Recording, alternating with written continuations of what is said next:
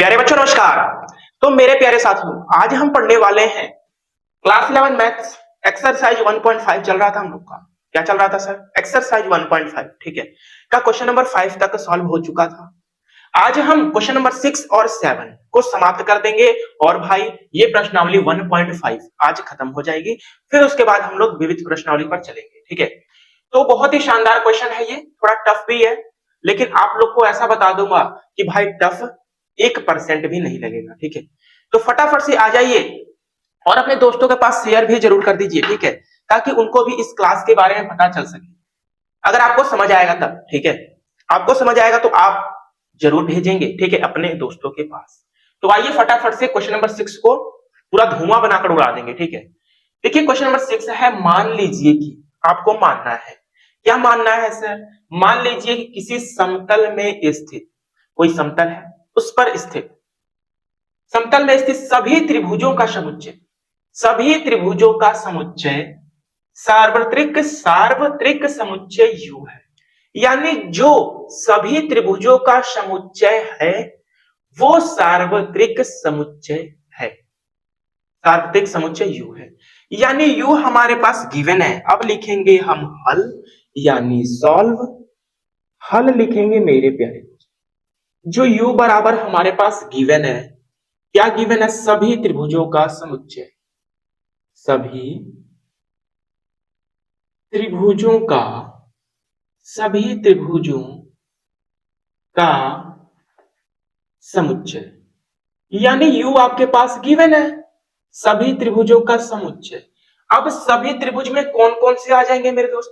अब जितने भी त्रिभुज बनते हैं वो सभी सार्वत्रिक समुच्चय के अंदर आ जाएंगे। जैसे समकोण त्रिभुज, समबाहु त्रिभुज, विषम बाहु त्रिभुज, समद्विबाहु त्रिभुज, ये सब है ना, समबाहु त्रिभुज, ये सभी सार्वत्रिक समुच्चय के अंदर आ जाएंगे। क्या इतनी बात क्लियर हो रही है ना? आप बोलोगे जी सर। इतनी बात क्लियर है? आप बोलोगे जी सर, ये सार्वत्रिक समुच्चय के अंदर आएंगे, सभी त्रिभुजों का समुच्चय, ठीक है। अब बात इधर देखिए, यदि ए उन सभी त्रिभुजों का, यदि ए इन सभी त्रिभुजों का समुच्चय है, ठीक है, इन सभी त्रिभुजों का समुच्चय है कौन? ए, जिनमें कंडीशन भी है, जिनमें कम से कम एक कोण 60 अंश से भिन्न हो। यानी जो त्रिभुज बनाएंगे समुच्चय ए में, जो त्रिभुज दे रखे हैं उसका एक कोण, कम से कम एक कोण 60 अंश से अलग होना चाहिए।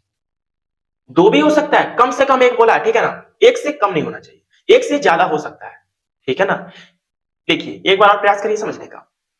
बोल रहा है यदि ए उन सभी त्रिभुजों का समुच्चय है जिनमें, ठीक है, जिनमें कम से कम एक कोण 60 अंश से भिन्न होना चाहिए, ठीक है, कम से कम एक कोण 60 अंश के अलावा कुछ और होना चाहिए, ठीक है, कम से कम एक कोण। अधिक से अधिक कितने भी हो सकते हैं? दो भी हो सकते हैं, ठीक है ना। तो फटाफट से आइए, यानी ए हमारे पास गिवन है, ए हमारे पास गिवन है, उन सभी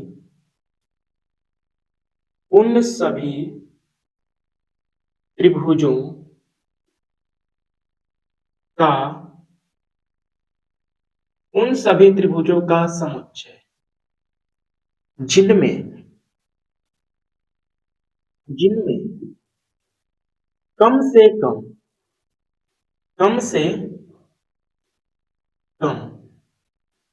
एक कोण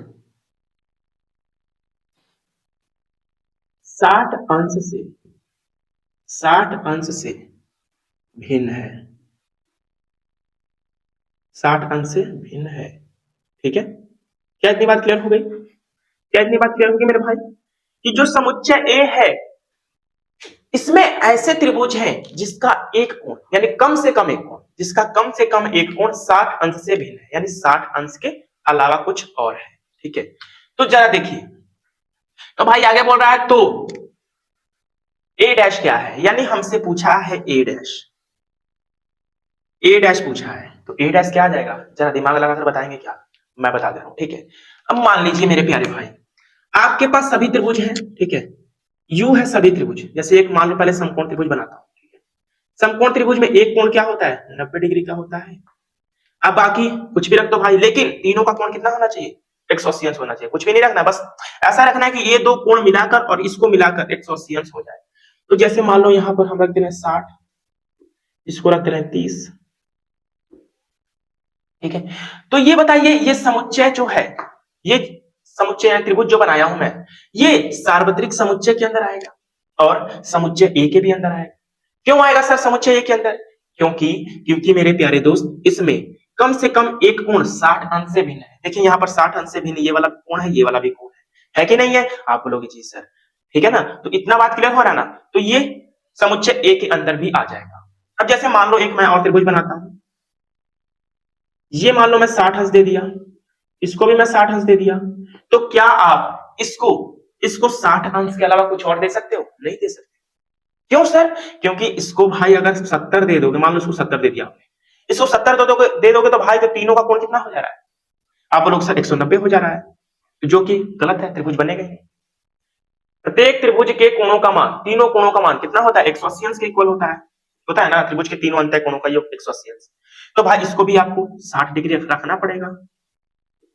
तो ये भाई ये जो 60 डिग्री का कोण है, ये एक समबाहु त्रिभुज है। समबाहु त्रिभुज के सभी कोणों का योग बोल रहा हूं, सॉरी, समबाहु त्रिभुज के सभी कोण क्या होते हैं? 60 डिग्री के होते हैं, ठीक है। तो ये समबाहु त्रिभुज है। ये समबाहु त्रिभुज ये समुच्चय ए के अंदर नहीं है। क्यों सर? क्योंकि भाई इसमें कम से कम एक कोण 60 डिग्री से भिन्न नहीं है। 60 डिग्री के अलावा कोई एक कोण भिन्न नजर आ रहा है? नहीं आ रहा है। आप बोलोगे सर ये सिर्फ सार्वत्रिक समुच्चय से मैच होगा, ठीक है ना, क्योंकि सभी त्रिभुज इसमें है, समबाहु त्रिभुज भी इसमें होगा। इसमें नहीं होगा मेरे प्यारे दोस्त? होगा? नहीं होगा। तो भाई समबाहु त्रिभुज को छुड़ाकर बाकी सभी त्रिभुज इसमें आएंगे, ठीक है, बाकी सभी त्रिभुज इसमें आएंगे, ठीक है ना। क्योंकि समबाहु त्रिभुज ही एक ऐसा है कि इसमें सभी कोण 60 डिग्री के होते हैं, 60 डिग्री के अलावा कोई और कोण नहीं होता है, ठीक है ना। तो भाई आप यहां समझ गए ना। तो मतलब अब जरा और गौर कीजिएगा कि हमें ए डैश निकालना है। तो ए डैश कैसे निकलता है? सार्वत्रिक समुच्चय में से ए को ही घटा दिया जाता है। तो कहा जाएगा सर जब सार्वत्रिक समुच्चय में से ए को घटा दें, यानी ए में सभी त्रिभुज है बस समबाहु त्रिभुज को छुड़ाकर। तो भाई यू में से सभी त्रिभुजों को हटाकर तो हटा देंगे तो क्या बचेगा? आप बोलोगे सर सिर्फ समबाहु त्रिभुज बचेगा। तो यानी इसका आंसर क्या आएगा? समबाहु त्रिभुजों का समुच्चय, समबाहु त्रिभुजों का समुच्चय, यानी समबाहु त्रिभुजों का समुच्चय से बचेगा, ठीक है। तो ये हम लोग का आंसर हो गया। बस यू में से ए डैश को घटा, सॉरी ए को घटा देंगे तो भाई समबाहु त्रिभुज आ जाएगा। सिर्फ समबाहु त्रिभुज ही बचेगा ना। आप बोलोगे जी सर बिल्कुल। तो भाई समबाहु त्रिभुज का समुच्चय नहीं, समबाहु त्रिभुज सिर्फ बचेगा, ठीक है ना, समबाहु त्रिभुज, बस ये हमारे पास समबाहु त्रिभुज बचा है, यही हम लोग का आंसर हो जाएगा, ठीक है ना। बाकी सभी त्रिभुज हटा देना है, केवल समबाहु त्रिभुज को छुड़ाकर, क्योंकि समबाहु त्रिभुज ही एक ऐसा है कि उसके सभी कोण 60 डिग्री के होते हैं, 60 डिग्री के अलावा कोई और कोण हो ही नहीं सकता, ठीक है ना। क्लियर हुई ना बातें? जो ए में है नहीं, क्योंकि ए में कम से कम एक कोण 60 डिग्री का होना चाहिए, ठीक है ना। इसमें समबाहु त्रिभुज में क्या था? एक भी कोण 60 डिग्री के अलावा कुछ और कोण नहीं था, ठीक है। क्लियर हुई बातें? तो मैं उम्मीद करता हूं मेरे ख्याल से आप लोग को समझ में आ गया होगा। Question number 6। अब आइए एक क्वेश्चन नंबर 7 बचा है। क्या बचा है sir? Question number 7 last question है, फिर उसके बाद ये प्रश्नावली हम लोग की हो जाएगी एंड, ठीक है। जरा देखिए ध्यान से, जरा ध्यान से देखिएगा दोस्त, ठीक है, जरा गौर से देखिएगा। देखिए क्वेश्चन नंबर 7 है मेरे प्यारे दोस्त। क्वेश्चन नंबर 7 में रिक्त स्थान भरना है, रिक्त स्थान भरना है, रिक्त स्थान भरिए। इसमें टोटल 4 पार्ट है और इजी है, ठीक है ना। पहला पार्ट है, क्या है सर पहला part? A union A dash, A union A dash बराबर क्या होगा, इसमें भरना है। दूसरा, दूसरा क्या है सर? दूसरा है phi dash, phi dash intersection A, phi dash intersection A. तीसरा है ए इंटरसेक्शन ए डैश में भरना है। चौथा है मेरे प्यारे दोस्त you dash, you dash intersection ए है, आपको भरना है। तो बताइए मेरे दोस्त क्या आने वाला है? तो मुझे तो पता है कि क्या क्या आएगा इसमें, लेकिन पता नहीं आपको तो कुछ एग्जाम्पल लेकर भी आप कर सकते हो, ठीक है ना, कुछ एग्जाम्पल लेकर भी आप कर सकते हो। जैसे पहले वाले पार्ट में निकालना ए यूनियन ए डैश, यानी ए यूनियन ए डैश निकालना है, ए और ए डैश का सम्मिलन निकालना है। तो क्या होता है सर, ये आपके पास आएगा यूनिवर्सल सेट बनेगा, यानी सार्वत्रिक समुच्चय आएगा। कैसे आ गया सर, अभी बता रहा हूं कुछ एग्जाम्पल लेकर, ठीक है। अब जरा देखिए, और फाइव डैश इंटरसेक्शन ए, इसका आएगा five, A intersection A dash, इसका आएगा भी फाइव, यू डैश इंटरसेक्शन ए, इसका भी आएगा फाइव। अब ये सर कैसे आ गया जरा बताएंगे, तो भी बता रहा हूं कुछ एग्जाम्पल लेकर। जैसे मान लो आप लोगों के पास एग्जाम्पल मैं दे रहा हूं, ठीक है ना, इसी एग्जाम्पल से आप लोग को सारा पार्ट क्लियर हो जाएगा। जैसे मान लो u बराबर, यानी सार्वत्रिक समुच्चय बराबर मैंने मान लिया, एक दो तीन चार मान लिया मैंने, ठीक है। और भाई a बराबर मान लेते हैं, a बराबर एक दो तीन मान लेते हैं, ठीक है, ये हम लोगों ने मान लिया। अब पहले वाले क्वेश्चन में देखिए क्या निकालना है, ए यूनियन ए डैश, तो ए तो पता है लेकिन ए डैश निकालना पड़ेगा, ए डैश क्या हो जाएगा, ए डैश क्या हो जाएगा सर, तो सभी ए समुच्चय ए के अवयवों में को हटा देना है सार्वत्रिक समुच्चय में से, यानी एक दो तीन खत्म हो जाएगा, क्या बचेगा, चार ही बचेगा, यानी ए डैश क्या आ गया हमारे पास, चार आ गया चार ना, आप बोलोगे जी सर बिल्कुल आ गया। तो अरे यार नहीं पता ए डैश निकालना, यू में से तो घटाते हैं, यू में से ए को घटाते हैं, तो भाई यू में से गायब कर देंगे समुच्चय ए के सभी अवयवों को, तो चार ही बचेगा ना केवल, आप बोलोगे जी सर। अब देखिए पहले पार्ट में हमें क्या निकालना है, अब पहले वाले पार्ट में निकालना है sir A union A dash का सम्मिलन, यानी ए समुच्चय ए और ए डैश का सम्मिलन निकालना है। भाई ए और ए डैश को मिलाकर लिखना है, तो लिख दीजिए मेरे दोस्त, एक दो तीन, ये समुच्चय ए के अवयव को हमने लिखा, अब ए डैश के अवयव को लिख दीजिए, चार आ जाएगा बस। कोई दोहराया तो नहीं है, नहीं दोहराया सर, तो बस देखिए यू के बराबर है कि नहीं, ये यू के बराबर है कि नहीं, तो यहां से आता है यू, ठीक है, सार्वत्रिक समुच्चय के इक्वल आया ना, याद भी रखिएगा आप लोग, कहीं भी काम भी आ सकता है, ठीक है। तो देखिए ए यूनियन ए डैश बराबर यूनिवर्सल सेट होता है, ये याद रखिएगा, ठीक है ना। चलिए अब इसी से अब हम निकाल कर दिखाते हैं का सर, अब फाइव डैश, तो फाइव डैश निकालते हैं, तो फाइव डैश क्या आ जाएगा, फाइव डैश आ जाएगा भाई, यू में से घटाएंगे ना, यू में से घटाएंगे ना फाइव, यू में से घटाएंगे ना फाइव डैश, यानी यू में से इसी को हटा देंगे, डैश हटाकर फाइव घटा देंगे, तो फाइव क्या है, फाइव के अंदर एक भी अवयव नहीं होता है, रिक्त समुच्चय होता है, तो भाई यू में से घटाएंगे फाइव को, तो क्या यू ना आएगा, यानी फाइव डैश बराबर यू आ गया, एक भी अवयव गायब नहीं करना यूनिवर्सल सेट में से, तो वही आएगा ना वही, आप लोग। अब हमें निकालना है फाइव डैश इंटरसेक्शन ए, तो फाइव डैश इंटरसेक्शन ए, अब देखिए जरा फाइव डैश क्या है, फाइव डैश यू के बराबर है, ठीक है, फाइव डैश यू के बराबर है, आप बोलोगे जी सर बिल्कुल है। तो जरा देखिए हम लोगों ने यहां फाइव डैश निकाला, यू में से घटा देंगे फाइव को, यानी यू आपके पास एक दो तीन चार है, अब इसमें से घटा देंगे भाई का रिक्त समुच्चय को, तो एक भी समुच्चय नहीं है रिक्त समुच्चय के अंदर, तो भाई यू आ जाएगा। अब फाइव डैश निकालना है, तो फाइव डैश क्या है, एक यू है, फाइव डैश क्या है, यू है, तो यानी यू इंटरसेक्शन ए निकालना है, यू यानी फाइव डैश इंटरसेक्शन ए निकालना यही, तो फाइव डैश आपके पास यू है, यानी सार्वत्रिक समुच्चय है, तो सार्वत्रिक समुच्चय लिखिए, एक दो तीन चार आ गया। अब इंटरसेक्शन ना, इंटरसेक्शन, अब ए कहा है सर, ए एक दो तीन है, यही ना है, एक दो तीन, एक दो तीन।